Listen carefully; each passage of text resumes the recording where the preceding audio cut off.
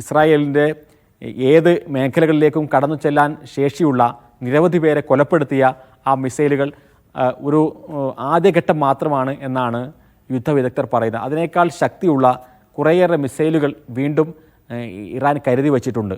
അപ്പോൾ ഇനി സംഭവിക്കാൻ പോകുന്നത് ആ മേഖലയിലേക്കെല്ലാം കടന്നു കയറാനും ആ മിസൈൽ കേന്ദ്രങ്ങളെല്ലാം അറ്റാക്ക് ചെയ്യാനും ഭൂഗർഭ അറകളിലുള്ള മിസൈൽ സിറ്റി അടക്കമുള്ള സംവിധാനങ്ങളെ തകർക്കാനുമൊക്കെ അമേരിക്ക സഹായിച്ചാൽ ഒരുപക്ഷേ ഇറാൻ്റെ ഒരു ആയുധശേഷിയെ തകർക്കാൻ നെതന്യാഹുവിന് സാധിക്കും. പക്ഷേ അതിന് അമേരിക്ക അങ്ങനെ പ്രത്യക്ഷത്തിൽ ഇറങ്ങേണ്ടതുണ്ട്. അങ്ങനെ ഇറങ്ങിക്കഴിഞ്ഞാൽ നമുക്കറിയാം ഏത് മേഖലയിലും ഉള്ളതുപോലെ തന്നെ പുതിയ കാലത്തെ സംവിധാനങ്ങൾ എന്ന് പറയുന്നത് ടെക്നോളജിയും അതേപോലെ തന്നെ ഇൻ്റലിജൻസ് സംവിധാനങ്ങളുമൊക്കെയാണ്. അത് ഒരു പടി മുന്നിൽ ഇസ്രായേൽ തന്നെയാണ് എന്നുള്ള കാര്യത്തിൽ ഒരു സംശയവുമില്ല. പക്ഷേ അത്തരമൊരു വൈഡ് കോൺഫ്ലിക്റ്റിലേക്ക് കാര്യങ്ങൾ പോകാൻ പശ്ചിമേഷ്യയിലെ മറ്റു രാജ്യങ്ങൾ സമ്മതിക്കാനുള്ള സാധ്യതയും കുറവാണ്. പക്ഷേ അതിനെയും അവഗണിച്ചുകൊണ്ട് വലിയൊരു യുദ്ധത്തിലേക്ക് പോവുകയാണെങ്കിൽ നമുക്കറിയാം സമീപകാലത്തൊന്നും കാണാത്ത രൂപത്തിലുള്ള വലിയ സംഘർഷത്തിന് ഇറാനും ഇസ്രായേലും പശ്ചിമേഷ്യയും ആകെ വേദിയാകും. ഇപ്പോൾ ഏതായിരുന്നാലും നെതന്യാഹുവിനെ സംബന്ധിച്ചിടത്തോളം അത്തരമൊരു ലക്ഷ്യം ഉണ്ട് എന്നുള്ളതാണ്. ഒരു വലിയ ഗ്രേറ്റ് ഇസ്രായേൽ എന്ന് പറഞ്ഞുകൊണ്ട് സയനിസം മുന്നോട്ട് വയ്ക്കുന്ന മാപ്പുണ്ട്. അതിപ്പോഴത്തെ ഇസ്രായേൽ മാത്രമല്ല, ഇസ്രായേലിന് ചുറ്റുമുള്ള രാജ്യങ്ങൾ കൂടി ചേർന്നതാണ് ഗ്രേറ്റ് ഇസ്രായേൽ എന്ന് പറയുന്നത്. അത് സൗദി അറേബ്യ വരെ നീളുന്ന മാപ്പാണ്.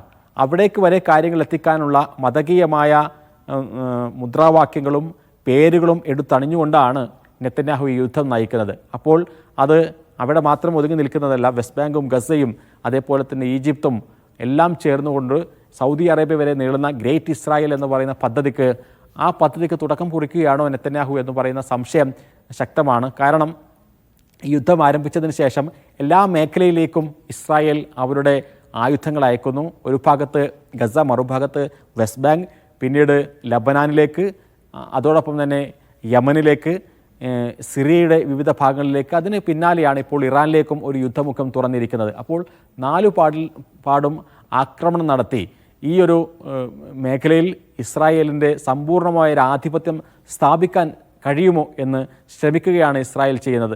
നേരത്തെ തന്നെ ഇതിൻ്റെ ഭാഗമായി മറുഭാഗത്തുള്ള അറബ് രാജ്യങ്ങളുമായി ഒപ്പിടുന്നു, കരാറിലേർപ്പെടുന്നു. അബ്രഹാം അക്കോർഡ് എന്ന പേരിൽ ഡൊണാൾഡ് ട്രംപ് അതിനു വേണ്ടിയുള്ള നിലമൊരുക്കുന്നു.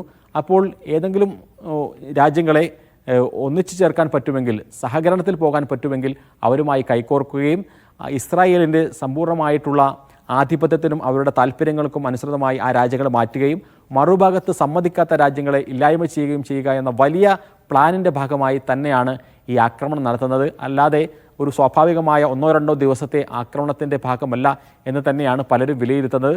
അങ്ങനെയാണ് എങ്കിൽ നമുക്കറിയാം പശ്ചിമേഷ്യയിൽ ഇനി ഉയർന്നു വരാൻ സാധ്യതയുള്ള പൊതുവികാരം, ചില രാജ്യങ്ങളെല്ലാം ഈ വിഷയത്തിൽ ചെറിയ സമീപനമാണ് സ്വീകരിക്കുന്നത് എങ്കിലും അറബ് ജനത വളരെ കലുഷിതമായ ഒരു സാഹചര്യത്തിലാണുള്ളത്. അവരുടെ മനസ്സിൽ ഗസയും ഉണ്ട്, അതേപോലെ തന്നെ ഫലസ്തീനുണ്ട്, ഇസ്രായേൽ ചെയ്യുന്ന ക്രൂരതകളെല്ലാം ഉണ്ട്.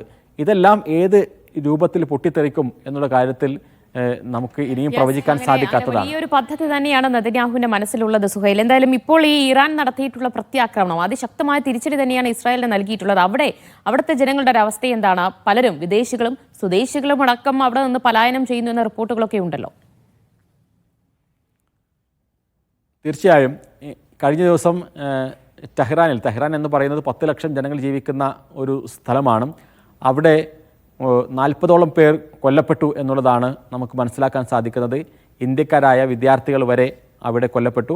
അവിടെയുള്ള ആളുകൾ പലായനം ചെയ്യുന്നുണ്ട്. നിരവധി ആളുകൾ വിവിധ മേഖലകളിലേക്ക് പോയിക്കൊണ്ടിരിക്കുന്നുണ്ട്. പക്ഷേ വൻതോതിൽ ഉള്ള ഒരു നിലവിലുള്ള ഭരണകൂടത്തിന് പിന്തുണ അർപ്പിച്ചുകൊണ്ടുള്ള വലിയ റാലികളും അവിടെ നടക്കുന്നുണ്ട്. ഇത്രയും വലിയ ആക്രമണങ്ങളെല്ലാം നടക്കുമ്പോഴും നമ്മൾ കാണുന്നത് ഇസ്രായേലിലെ ഒരു കാഴ്ചയല്ല ഇറാനിലെ കാഴ്ച എന്ന് പറയുന്നത്. ഇസ്രായേലിലുള്ള ഭൂരിഭാഗം ആളുകളും ബങ്കറുകൾക്കുള്ളിൽ കഴിയുകയും വളരെ ഭയവിഹ്വലരായി പെരുമാറുകയും ചെയ്യുമ്പോൾ ഇറാൻ്റെ ഒരു പഴയകാലത്തെ ചരിത്രം തന്നെ നമുക്കറിയാം. അവരിലെ ഭൂരിഭാഗം ആളുകളും, വലിയൊരു വിഭാഗം ആളുകൾ രക്തസാക്ഷിത്വത്തിന് വേണ്ടി കൊതിക്കുന്ന ആളുകൾ കൂടിയാണ് ഇറാനിയൻ വിപ്ലവത്തിൻ്റെ കാലം മുതൽ തന്നെ.